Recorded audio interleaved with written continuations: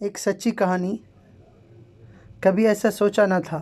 مجھے خود سانس کا مسئلہ تھا اور الرجی کی پرابلم تھی۔ بار بار چھینکیں آتی تھی، ناک سے پانی بے انتہا آتا تھا، اور تقریباً 15 سال تک یہی مسئلہ رہا، جو کہ لڑکپن میں ہی شروع ہو گیا تھا۔ کبھی کبھار ذہن میں آتا تھا، نہ جانے ہمارے دین نے ہمیں ان بیماریوں سے نجات کا طریقہ بھی بتلایا ہے یا نہیں۔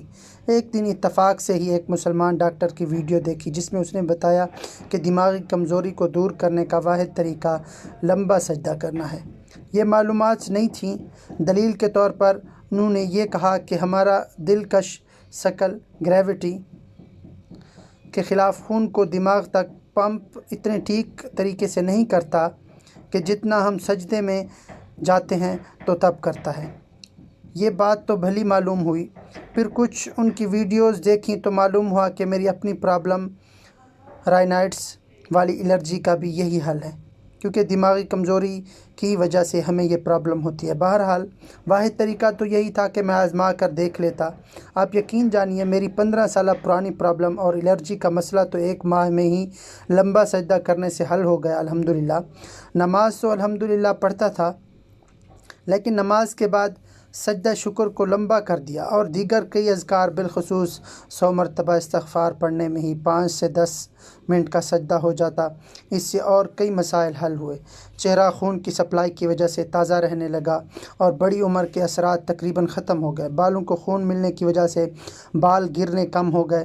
بلغم کا مسئلہ تھا، وہ بالکل ختم ہو گیا۔ کانوں کے مسائل اور آنکھوں کی کمزوری کے مسائل کم ہو گئے، اور ساتھ ہی ساتھ آنکھوں کے نیچے گزشتہ 1 سال سے کالے رنگ کے حلقے نہیں دکھے۔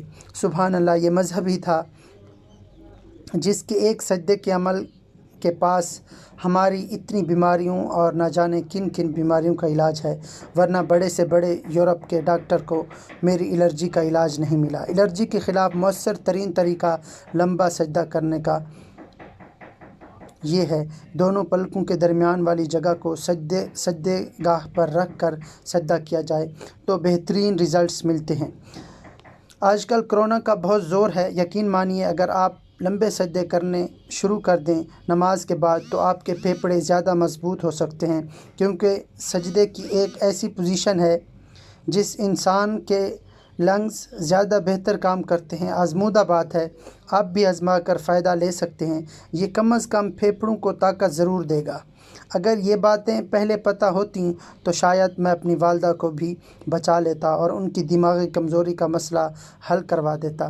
ایسا نہیں کر سکتا تو کم از کم آپ یہ سب باتیں جان لیجئے، اور اپنے بڑھاپے کے لیے اور موجودہ بیماریوں اور وباؤں سے بچنے کے لیے ابھی سے تیاری شروع کر دیجئے۔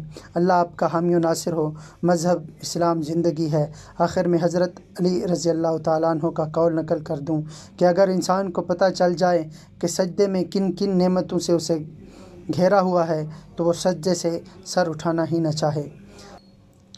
یہ ویڈیو تمام انسانوں کے لیے ہے، بلا تفریق مذہب و فرقہ، لہٰذا آپ بھی یہ ویڈیو تمام لوگوں تک پہنچائیے۔